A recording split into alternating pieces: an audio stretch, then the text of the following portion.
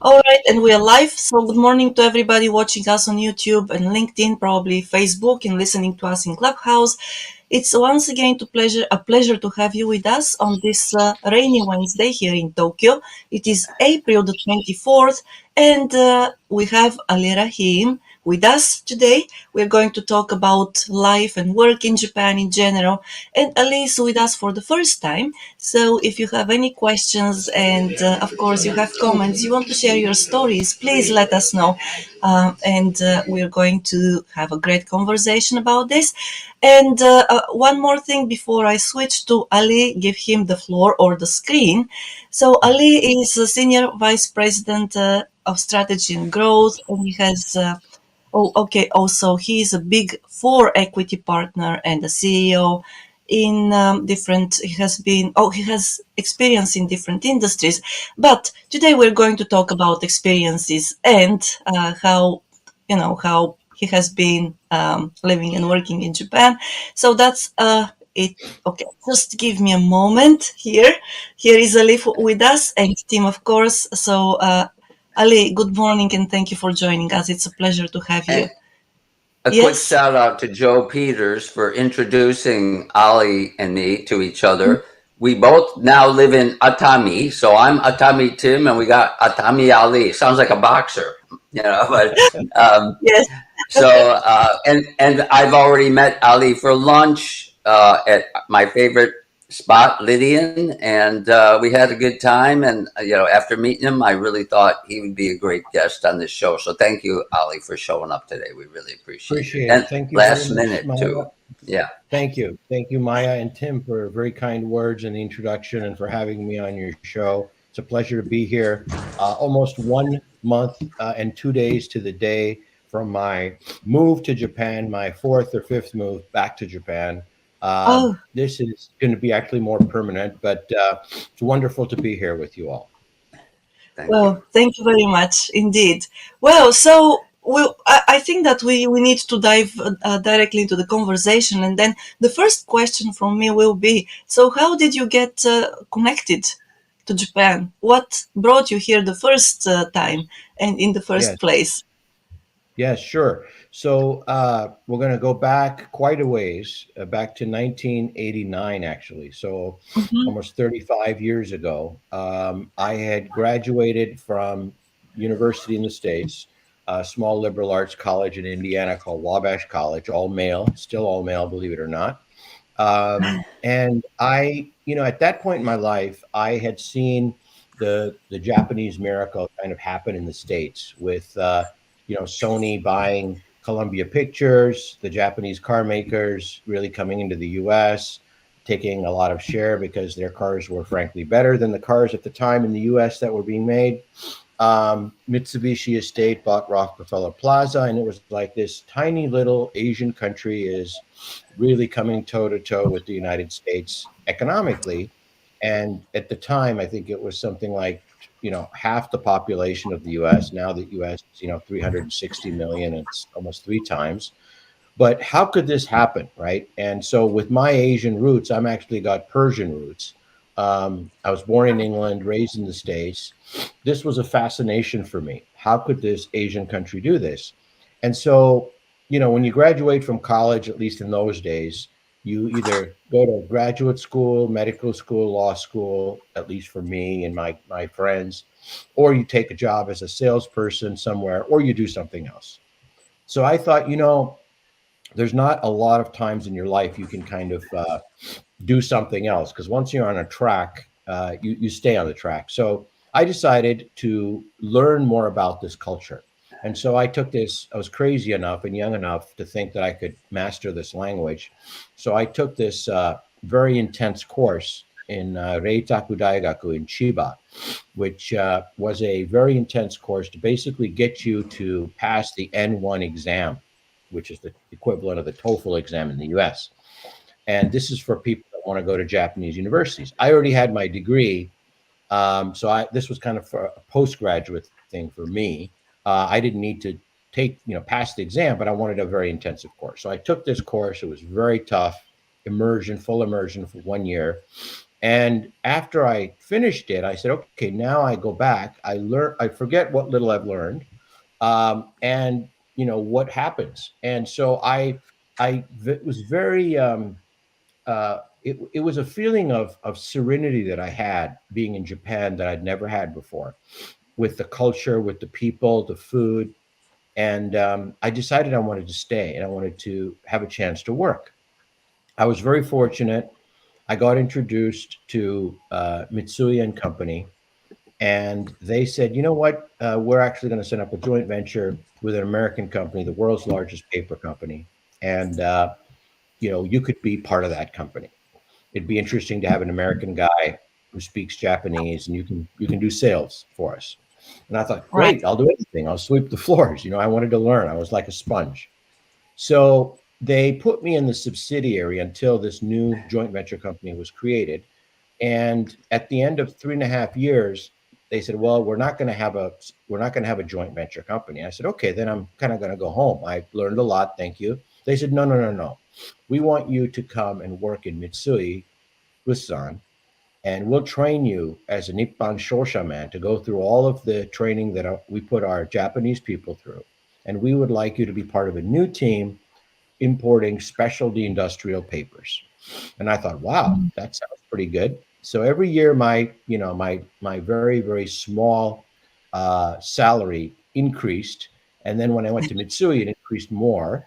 And I said, wow, I'd be foolish to let go of this opportunity. So I had a chance to actually work in Mitsui Bussan in the Shosha and Otemachi, and that's where I developed tremendous friendships and unprecedented business, to the point where people were joking that there might be an assassin to kill this strange foreigner that's working with Nippon Steel and JFE and all these other companies to get American paper into these industrial giants of Japan.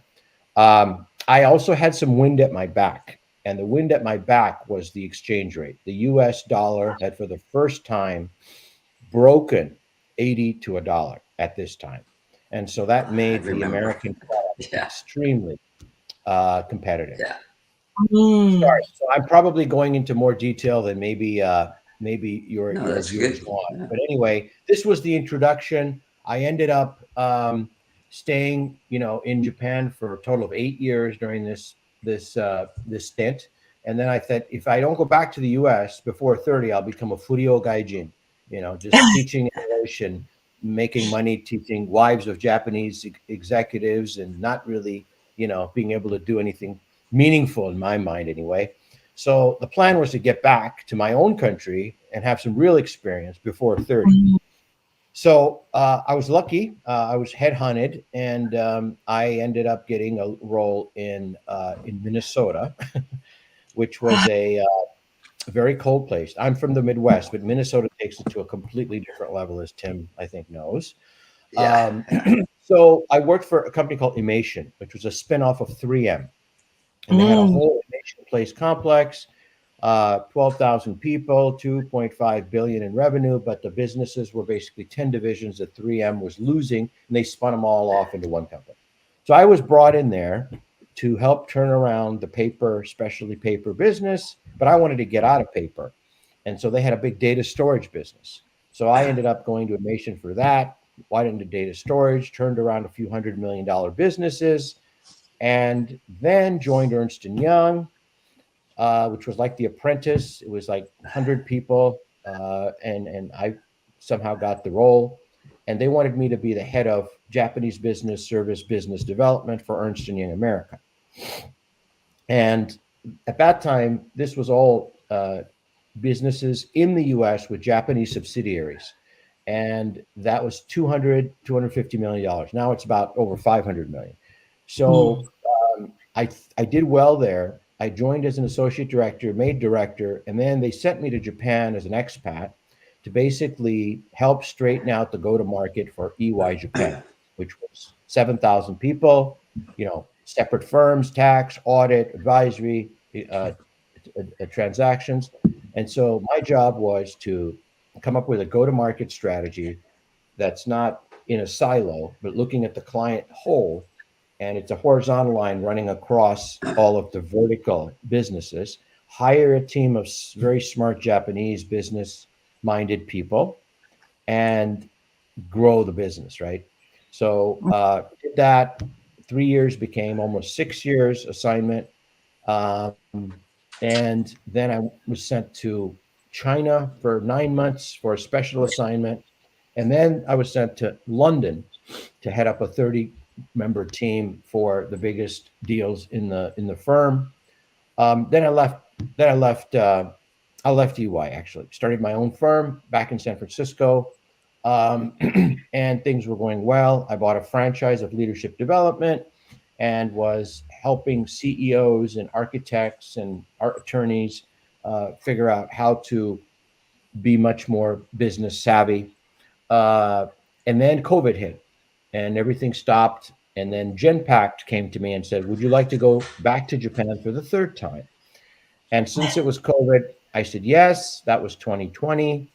I was running their $130 million consulting and BPO business in Japan, and went back to the US in 2022 after my divorce. And my son kind of needed me because his mom was overseas and he was going through, it was COVID. He was first year college student. And so I went back and missed Japan a lot and decided, you know what? And I was with a company called Newport, and actually I still am.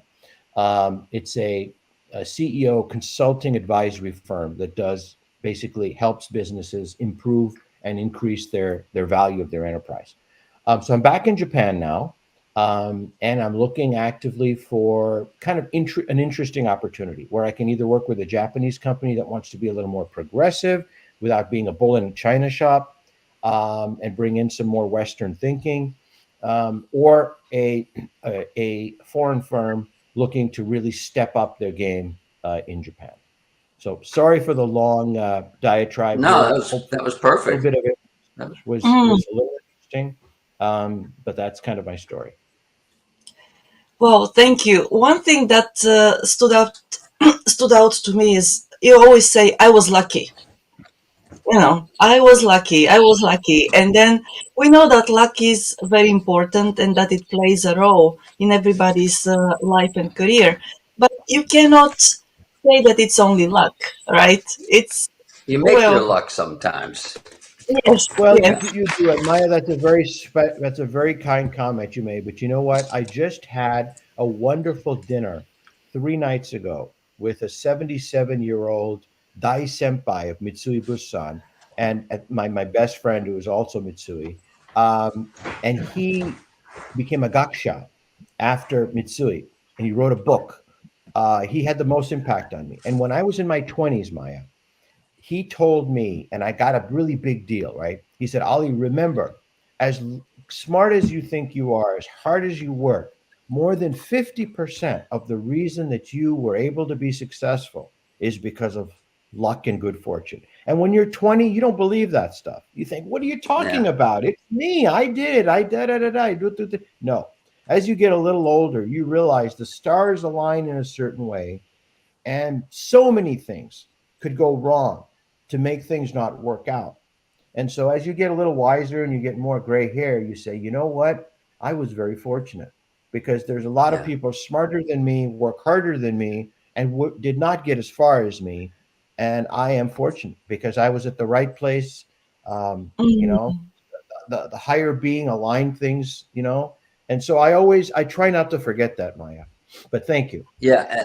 And no, and that, I agree with you 100% because luck is so much of it. But there's the other part of that puzzle is what? Dealing with the reality that is presented to you, playing the cards you've been dealt, mm, and being, smart enough to work through it. And just as you said, just the timing is luck, like when you Yes. were born and when you were coming of age. Because for me, when I Yeah, graduated in 85, that's when Japan was on the rise. I was here definitely.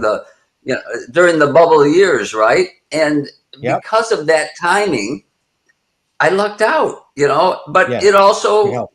don't underestimate like hard work, the fact mm, that you embraced the culture, you rather than, looking to critique it, you saw the goodness Right. in the culture. And we all know there's pluses and minuses with everything, For right? sure. For sure.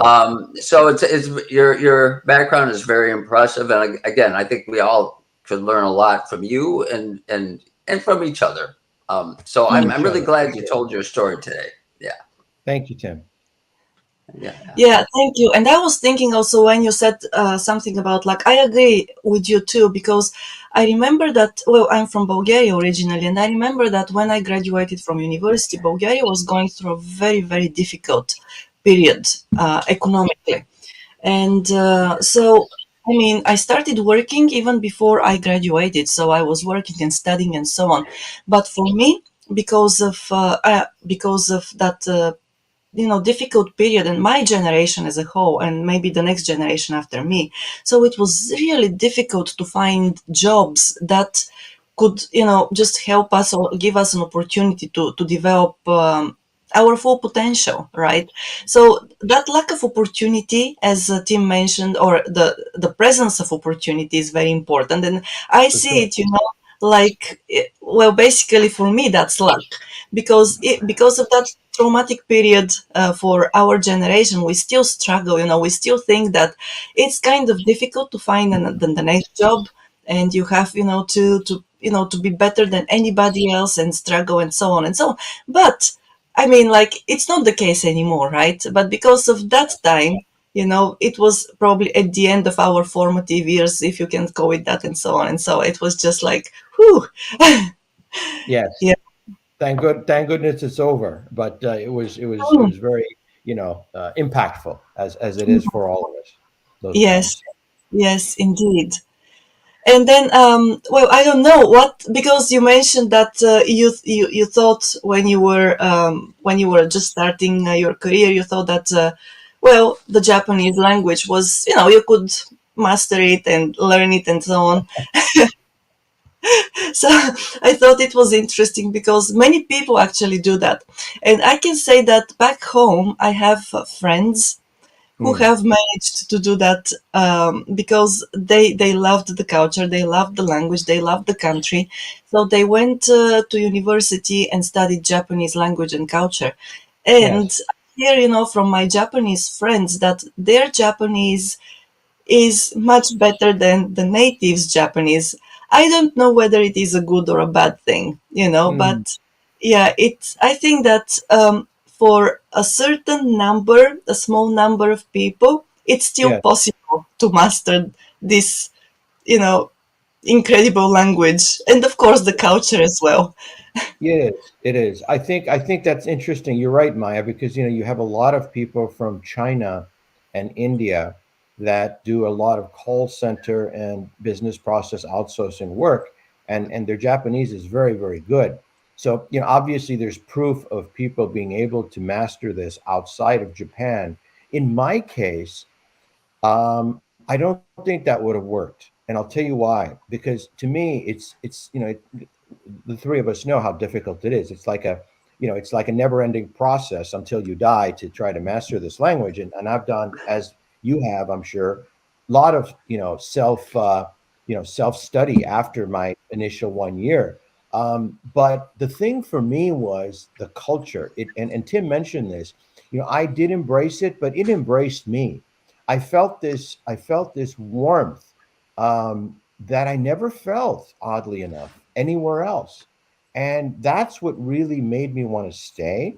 So that was the kind of the root of why I want to remain in Japan, why I want to learn more, and why I want to, struggle to try to learn more of this language. For me, that was the basis for it. I don't think I could have done it outside of Japan and just, learning the language in the States for the sake of learning the language. That would not have the motivation to do it would not have been there for me. For me, the motivation was really the connection with the people and the culture that pushed me to say, okay, I want to continue to improve. yeah. I felt the same warmth, and not everybody feels that. I think there's just a Correct. certain type of person, because a lot of people say the opposite. They say, "Oh, I felt the Yes. Japanese are very cold. It's hard to make Yes. friends." For me, Yes, none of that applied. that's And true. some of No, it you're is, exactly right. some of it's luck, like who you meet, because we all have a different Japan experience. And one Yes. thing I noticed, just when we met for lunch, your keigo is really good, and I almost feel like maybe working for Mitsui, they really trained you to be very proper in how you speak to people, as you would expect a shoshaman, to speak within the context that you work in. Do you attribute some of that to your original Mitsui experience? That's a great question, Tim. So it's to the point where I have trouble turning it off like I should when I'm talking to you, and you kind of Yeah, reminded me of doing it. I did ask you not to do that. Yes. So what Yeah. that was, yes, it was Mitsui, but it was also Japan, UI Japan, which is very conservative and traditional, even within the Japanese Big Four. Forget about looking at it from a foreign perspective. If you talk to partners of Deloitte, KPMG, ASA, Deloitte Tomatsu, and Arata PwC, and you say which is the most conservative, very old-fashioned Japanese firm, and it's less so these days than it was, when I was here. They will say it's EY Japan or Shin Nihon. And so, in order to get the respect of the partners, because in order for our agenda to succeed, I needed the support of these Japanese partners that joined Shin Nihon Kansai Hojin, and they said, I didn't join EY, I joined Shin Nihon. I mean, that was the mentality.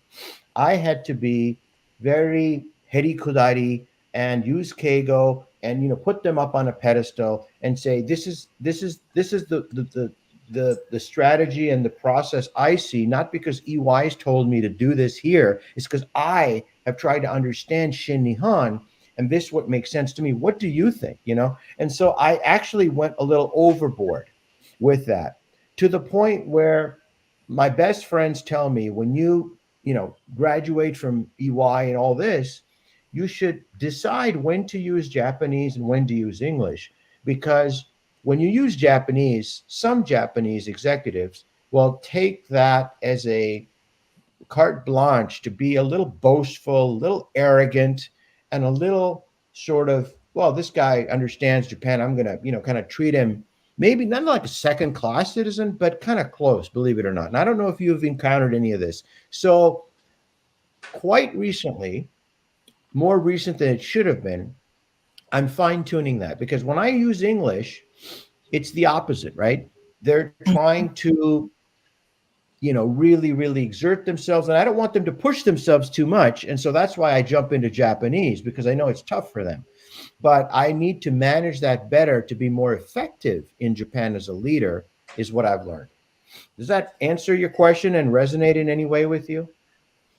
Yeah, and I think that it also feeds into it. It's kind of like some of us, when you're here for a long time, you get acclimated to the culture at a very unconscious level, right? And you Yes. start acting you start acting Japanese. Yes. And which I saw that in myself in my initial 10 years here, but it And really I'm sure became your apparent. siblings see that in you when you visit them, because they think you're a foreigner, as you told me. Mm. Yeah, and I would go back to America, and it was shocking because everybody's looking at me, even my own family. Like my wife once said this. She said, Tim, your family looks at you like a foreigner. Like they can't completely relate to you because you changed so much. And I had to adjust over. I ended up going back and being there for 30 years, which wasn't the plan, but it was working against me, and I started thinking about myself. Kimochi wari, Tim. Like you're acting too Japanese. It's almost kind of creepy, and I had to find this balance culturally. My Right. and I always mention this way. I call it finding your cross cultural sweet spot, where you're authentic, but you're still bridging the gaps. And I've really learned that. And since coming back, which was 6 years ago, I feel very comfortable in my own skin now. I feel like there are a lot of advantages to being a gaijin here if For sure. you if you can learn to navigate it, because again, they kind of let you stay outside the pressure cooker. They don't That's hold you right. to the exact same standard. But if you ask two Japanese, and I see this with my son, he said, Dad, the Japanese treat me like a Japanese when they want to, and they treat me like a foreigner when they want to. So he said, I'm just going to go with being an American. And that's worked for him. That's a good Right. decision for him. Yeah. Yes, yeah, that's right. And Maya, I'd love to hear, if you've experienced this as well as a beautiful blonde woman in Japan. Well, thank you for the compliment first, but then, yes, very much so. And the thing is that when I came to Japan 22 years ago, for me, it was once again very difficult to find a job because at that point, I was looking for a full-time employment here, and every company, would say no, no, no, no, no.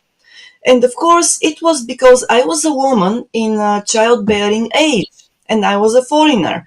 So Yeah, back then, the mentality was that if you're still that young and you have just gotten married, inevitably you're going to have a child in 1 or 2 years, and then you quit the company, right? yes, So, and then, so I was treated like a Japanese person. So, regardless of the fact that, I would say, no, I'm here to stay, and even if I have a child, I'm going to continue working and so on and so on. Nobody yeah. believed that, right? Mm, So, and of course, I had to, to find maybe, I worked actually at three different companies part time at that time so that I could get, my time fully occupied with work.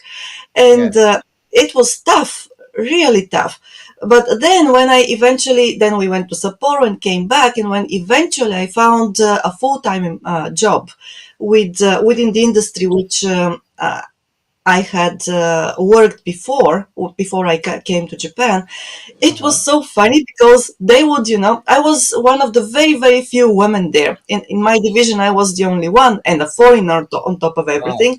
So the first thing that they asked me, the person who hired me, and that's a person I respect very much until today, we meet sometimes and talk and so on. But he said, Maya-san, why do you want to work?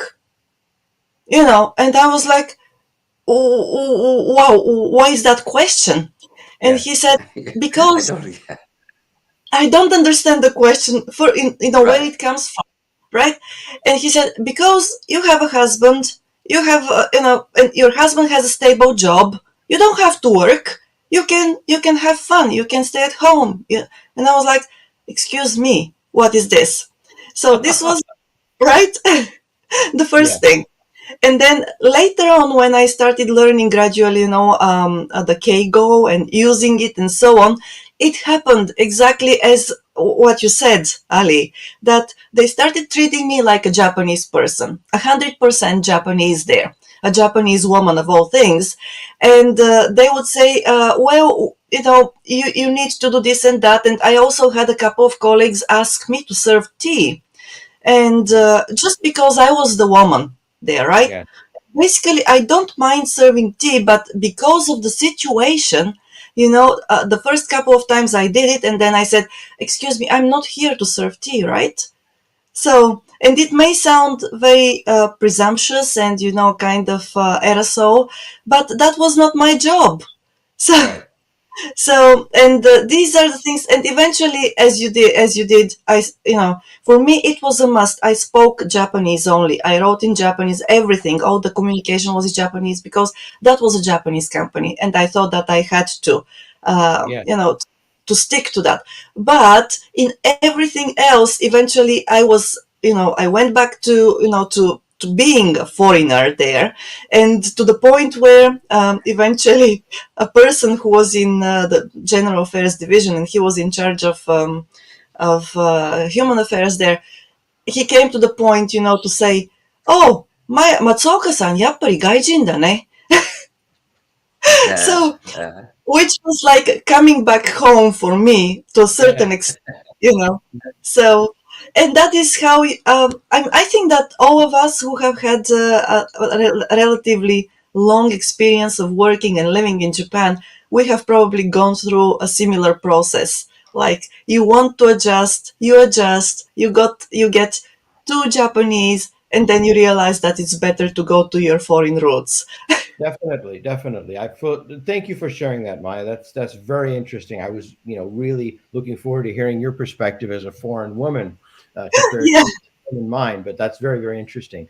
And as we all have seen, in a professional environment, things that are not permissible for Japanese people to ask about. Say you submit a very important proposal, and you have to kind of, they think you need to just wait back and listen, and that's a very conservative. That's not even, to me, it's not current Japanese thinking, because I think savvy Japanese companies have a way of interacting with potential clients after the proposal is sent, the savvy ones. But Right. places that are not savvy will say no. We need to be respectful. We can't ask any questions. And I would say no, no, no. This is a tunnel. Mm, When you submit your proposal, you do orals, and you're inside the tunnel, which means nobody can see the horse race, which horse is first or second. And this is the time the savvy companies find out what's happening in the decision process and try to make moves. So when you horses come out of the tunnel, there's a different first, second, and third.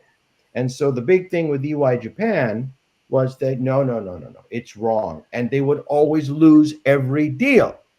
That was big in this right. area. So I was trying to change that, because Mhm. PwC and KPMG would maneuver during the tunnel, right? So Yeah. when you're a foreigner, it's easier to do that, and you get away with it. Whereas if Hmm. you're with a company that's very traditional, they'll say, "何やってんの？もうこの期間にはMm. あなたの方から連絡はおかしいじゃないかと." But Yeah. even if you have that kind of potential customer, if you're a foreigner, they will let you slide and maybe even share something with you. So Mm-hmm. I found you can't be a bull in a china shop for sure, because you'll get thrown out. But if you're savvy enough, you'll be able to actually make more headway in the Mm-hmm. competitive environment as a foreign person. Whereas the Japanese folks will tell you, "Ah, アリちゃんだからできたんだよね。すごいね。やっぱりすごいね." So they will even Mm-hmm. acknowledge it, Yes. that Yeah. you're able to kind of get away with learning a little more, getting a little further on. And I think all of us for sure have experienced this in our careers. Oh, yes. I cannot tell you how often it happened, to me, because in the beginning, well, first of all, when I started for that organization, I eventually ended up working there for 14 years. But when I first started, and I attended the meetings between the management there and Yeah. also, well, partners, or potential partners and so on. And I was so, because that was really maybe the first, let's say, the first, how do you call that in English? I'm just, sometimes I get lost for words, but Or in um, Japanese. no, but the first time actually when I saw how they do negotiations here. Ah, You cannot negotiate with foreigners the way you negotiate with Japanese, exactly what you said, because the foreigners, they would totally misunderstand what is being said, and what is being meant, right? And so me being, gradually I started explaining. First, I started explaining after the meetings were over. But then yeah. eventually what happened, that my colleagues realized that it was better for them to have me sitting at the table and explaining the Japanese side and the Japanese, way of seeing things and the needs and so on to the foreigners, so that Yes. there was no gap there. And this Exactly. was, And the thing that's interesting about this, Maya, is I've always found the Japanese struggle with trying to explain their process to foreigners. And I yeah. feel it's not that they're hiding it, they just struggle with trying to explain it. And I don't know why it is, but you're exactly right. If you can explain why things are taking so long, and I published this little article on LinkedIn like many years ago about the Japanese black box, right? Right? It's Yes. not a black box. If you think it's a black box, you just don't have enough data points and connections to understand what's happening. And there's a reason for everything. And if you can explain this, especially to Americans and, of course, to Bulgarians or anybody, this Yeah. is what's happening. This is why it's happening. Oh, okay, we can understand. We'll let it Mhm. happen. The problem is the Japanese have trouble, in my opinion, explaining Yes. the process to foreigners. And I don't know why that is. Well, I think that it is when you're too deep into something, because for every Japanese person who was born and raised here and started working here, so they're too much into it, and it is for them it is the Atari Mae trap, right? Yes, yes, And this is yes. the Atari Mae. They know it. They. It's almost like a genetic code for them only, Yes. So right? for them And The to high step back from it and context. explain it, it's Yeah. like yes, hard to do. They yes. get So myopic about it, right? exactly, yes, and they see it, they feel it, they know what to do, but it's so difficult to step out and then see things and then explain them. And I cannot tell you how difficult it was for me, for example, in the beginning, because there are so many things that I didn't understand. And I would ask my husband question after question: why is this way? Why is Yeah. this that way? Right? Because this is what we do. When we don't understand, we ask. I mean, in my country, at least, in my culture, right? But not here in Japan. You're supposed to learn by observing things and follow the example, right? What everybody else is doing. So the explanation here per se in this culture is very little.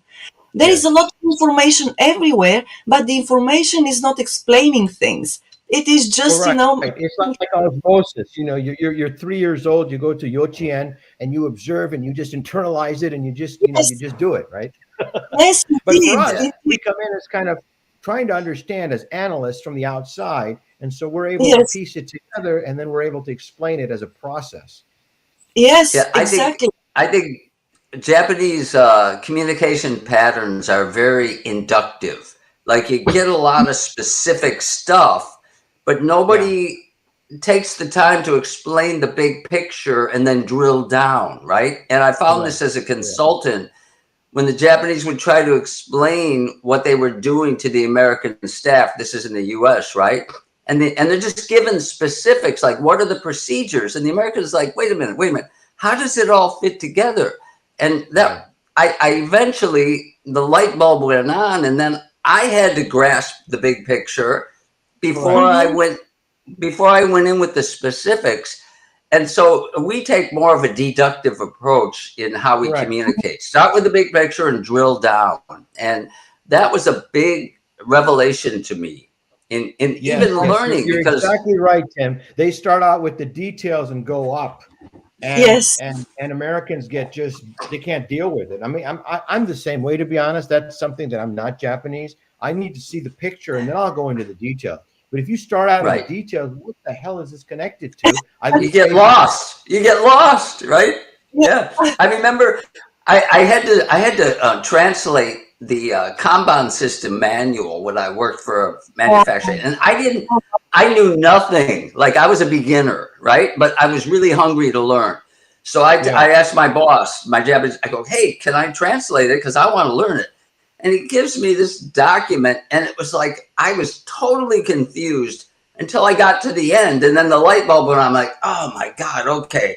I had to rewrite the whole thing to start with the mm, big picture to drill down. And it was a really good exercise, but it took me forever to figure out to put the puzzle together, right? So, Tim, I, this what we're just talking about and how you encapsulated this in terms of inductive and deductive reasoning, back in philosophy 30 or 40 years ago, whatever it was. This is probably not talked about in very many books. There's millions of books about the Japanese and how to do business. I almost guarantee you this is not taught, and this is such an important kernel to understand their yeah, thinking that it yeah, frames everything for any American or any foreigner in terms of, oh, it's the light bulb. Oh, they go like this. We go like this. It's right. huge, right? But it's not yeah, it's not Yeah. really understood. Nobody's conceptualized it like you that I've met before. mm, Well, right. it was very painful for me to learn, because it was all through trial and error and figure things Right. out. And the thing Right. is, I had the advantage. I gave hundreds of seminars, both to Japanese Americans, right? and I came to the point where I started explaining to both sides. And when the Japanese would be in my class and I would talk about deductive reasoning, they would be like, "Oh, now I get it," you know. And Right. I think a lot of it comes But from Tim, that. That you were able to put it into academic lingo, not just Yeah. say, well, the Japanese think like this and the Americans think like this and kind of leave it up to them. You actually put it into academic lingo as a consultant to actually get them to see that. I mean, deductive reasoning and inductive reasoning are paradigms, they're concepts. And you were able to yeah, actually not only, learn it painfully, but actually say, well, this is what it is actually. That and that's I did that's it where through your knowledge got storytelling. off, It was all Mm-hmm. through obviously. stories. Yeah, yeah. So, but that was a big revelation, and I think a lot of people, like you said, don't see it. We don't see it because it's like we're fish in the water. We don't know what water is, right? And unless you pull us out of the pond and then put us back in. So, I Mm. think that's the value of it, of doing it and being in the mix, right? So, For and it sure. Yeah. made a big difference. It was easier to sell things to the Americans if you I'm sure. framed I'm it sure. in a big picture for step one, Definitely. right? So, Yes. Mm-hmm. but Yeah. It's Wonderful so, conversation. yeah. We need so much of this even nowadays. I tend to think that there are more people nowadays out of Japan who understand that Japan is really specific and it needs a special approach. But even with this increased number of such people, it's still, there is a great need of somebody translating. And when I say translating, I don't mean translating the language. I I know mean what you mean.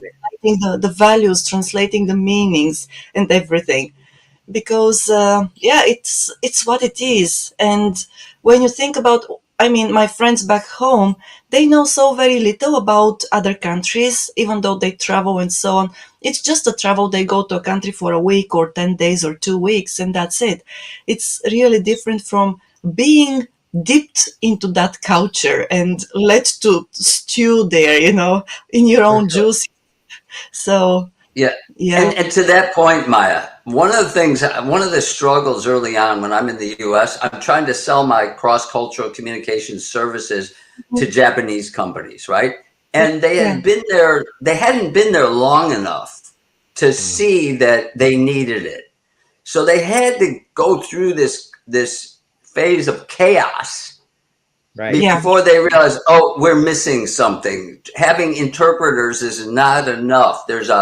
But I couldn't sell it to them until they were there for a few years, and then they would get in trouble, and then you Mhm. could go in and make these points up front, right? And then they would say, oh my gosh, okay, we need you. And then that's when things took off. For me, it was like the mid to late 90s when things Yeah. really started taking off with my Japanese clients. So just Yeah. my It, experience. yeah, but it's so funny, Tim, because yesterday I was talking with a woman, a Japanese woman here who is in politics. And then we talked about this and that and this and that. And eventually we came to the conclusion that people learn, or the majority of people learn only after they suffer from something. Yeah, right. You're right. That's your motivation now, right? Stop the Yes, pain.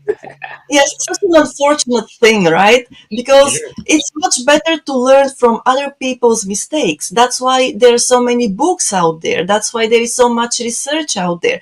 And still, the majority of people would go through a lot of pain before they realize that they need help. So, You and know why it's, that is, Maya? You're exactly right, and you and your Japanese, acquaintance hit it on the head. I think what it is everyone feels they can navigate it, and they don't assess. They're not able to assess the complexity and the impact of the problem. They mm, figure, okay, I can overcome it, or if it happens, it's not a big deal, and so they move on to other things that they feel are more important until they have the pain that you mentioned. right. But I also wonder because I think that also the majority of people, they have to go through pain in order to learn. But there is also a kind of what's that, there are time limitations or age limitations, let's say. When Yeah. we are younger, we don't, maybe because we don't know any better, We Mm, just dive into it true. head first, right? And then Yes. as we learn the first lesson, or maybe the second lesson as well, we realize, why should I go through all these painful experiences? I can just read a book or two or three, or have go to the library and read as much as I want, and I'll learn without actually having so much, or incurring so much losses or whatever, right? So, and maybe I have come to the conclusion, but I may be right, not 100%, but still, that the younger we are, the more or the less careful we are in this sense of the word. And as we go, with our lives, eventually we realize that it's much better to look around and learn from other people's mistakes. Yeah. I agree. And I Mm, have a question for both of you. So occasionally I run across people who have never been here. They've never Mm. been in Japan, okay. and they position themselves as experts. And maybe I'm just an idiot, but if I never lived here, I would never have gained the knowledge I gained, like the actual experience of being in the heat of battle is really what was the most valuable thing to me. Do you guys have any thoughts on that? For sure. For Yeah, sure. Go ahead, yeah. Maya. Oh, okay, then I'll be brief. First of all, I think that, I mean, if I were you and if I were in that situation, I wouldn't call myself an expert. Even nowadays, I have that imposter syndrome, and it's Yeah, when I start, yeah, writing something on, especially on social media, I always second guess myself, and ask myself, can I say this really? And it's, that's for that's me, that's a form of intelligence, in my opinion. But go ahead. Yeah, I don't know. To me, it's lack of confidence, maybe. But anyway, but I also think that for me, a very, how can I put it, educational example is a person I met in Vladivostok in Russia. Maybe it was 2017. So we went there on a business trip, and we had a guide who had perfect Japanese, and she spoke that beautiful language. She used also keigo and so on and so on, and I would praise her like, "Oh, your Japanese is so good. It's wonderful," and so on and so on. And she said, "But you say that it is good, but it actually isn't, because I have learned it only from textbooks, and I have never been to Japan. And I Wow. may be speaking it so well, but I don't know much about Japan, and I see it, as a disadvantage. So my goal is at some point to go and live there, so that I can actually attach the values and the culture to the language that I have learned." Wow. And I thought this was so, I mean, so obvious and still so profound, right? It was wonderful and that's when it hit me, right? You may have read a hundred of or thousand of books about something, but if you haven't lived through it, it's difficult to say that you're an expert there. And I love her, that woman, for telling me or opening my eyes to this, actually. But Amazing. I'm sorry, Amazing, man. That's it that's is, that's like the complete opposite end of the spectrum of the type of expert that Tim is mentioning. Somebody that's never stepped in but claims to be an expert.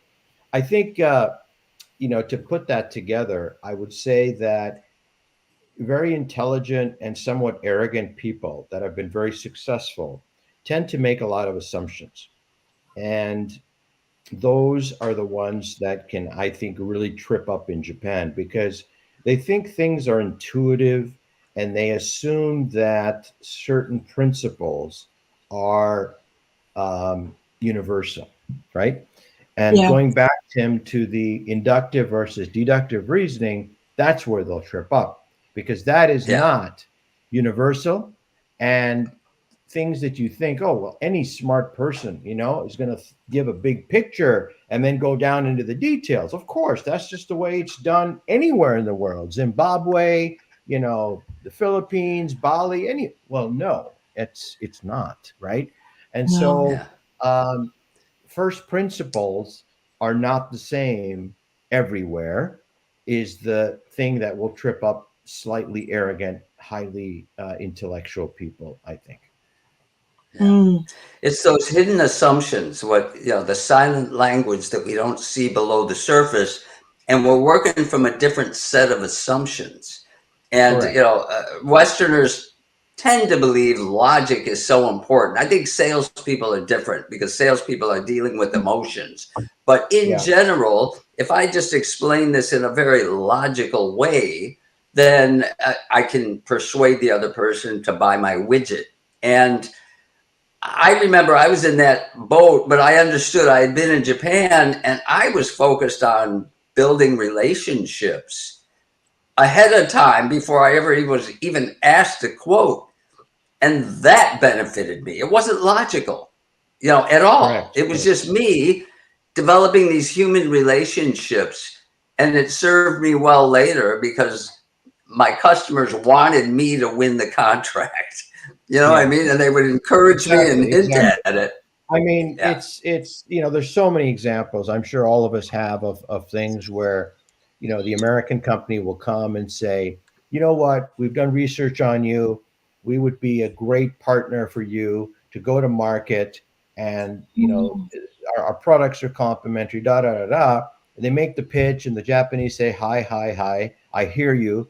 The foreigners think, okay, that means you agree.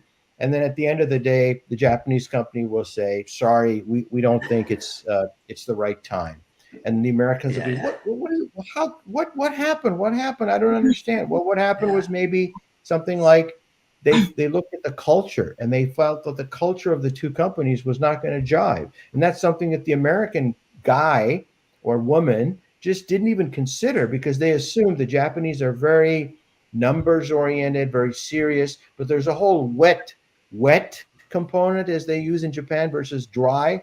And the Mm. Americans are much more dry, but they assume mistakenly the Japanese are further Right. more dry. But actually, it's the Cool. opposite, right? The opposite. I Yeah. was fortunate to be sent to this. I went through this course of negotiation way back in my career that Harvard developed, and one of the graduates from that place, still a great contact of mine, John Sullivan, I think is his name actually. Um, he, I got to go through it with him, and they teach how to negotiate very complex negotiations with companies. And we actually had a real case that we were doing at Amation that we used him. And he starts out with this very, very simple thing. You got to understand everybody's underlying assumptions and everybody's sort of areas of interest and all that stuff. And nobody really takes the time to do that. And the simple example he came up with was an orange, right? Two people want to get an orange. And so they try to bid against this orange. Who's the merchant selling the orange? Well, if you dig into the assumptions, one person may just want the orange for the juice. The other person may just want the peels to make crust Mhm. for bread. But until you dig into the assumptions, you're never going to find that out, and you're going to outbid each other. Whereas if you Yeah. understood, you'd buy the orange and give the crust to one person for the crust, the peel, and that's it. So that was one of the first points he made. But it comes down to that, that the assumptions, nobody, it's not sexy to talk about, well, what are your assumptions? What are your key things? No, you Right. just want to, especially if Yeah. you're a man, right, Maya, you just sit back. Well, I'm a great negotiator, and here's my proposal. Like men, like some men like to do. I think women Yes. are much better in negotiation, by the way, generally speaking. Yeah, I think that, and I don't want to sound sexist, but I think that women are more intuitive, and with that intuition, they can sense that there is something behind the words. There is something deeper. So, Yeah. which is important because, yes, I also have a teacher, one of my teachers, and he taught us service management.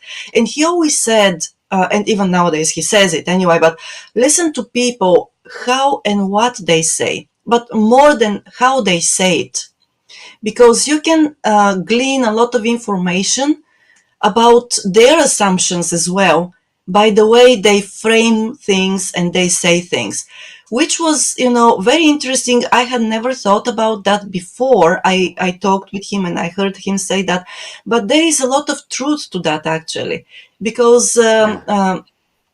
you can really understand a lot about those people and what their intentions are and assumptions are when you think about how they frame their thoughts and how they approach a problem. So That's a it very was insightful very, point. it is And indeed. sometimes we often project our own assumptions on the other person. And so when I Mhm. first went to the U.S. Back in '87, it was a startup. It was a Japanese manufacturer, and so we had all these vendors coming in selling us stuff, right? And I was interpreting those meetings, and they would all focus on we have a high quality product, right? And because Japanese equal quality.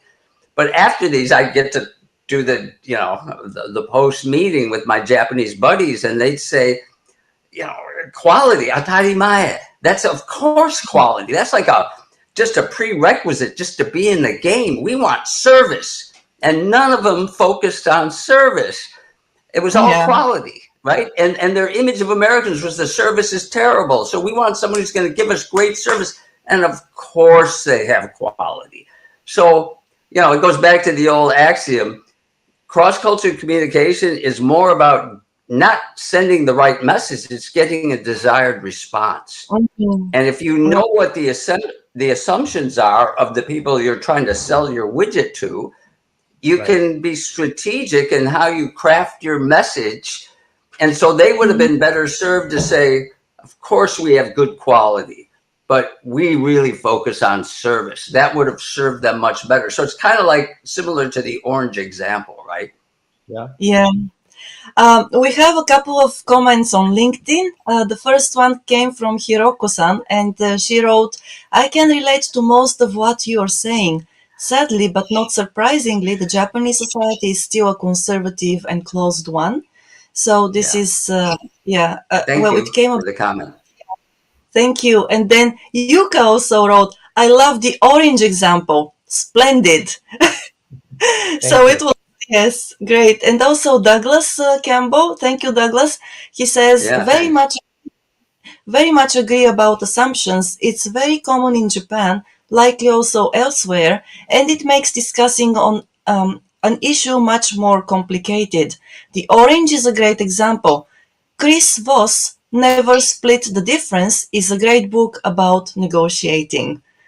Yes. Thank So you thank very you Thank you very for much that. for the comments.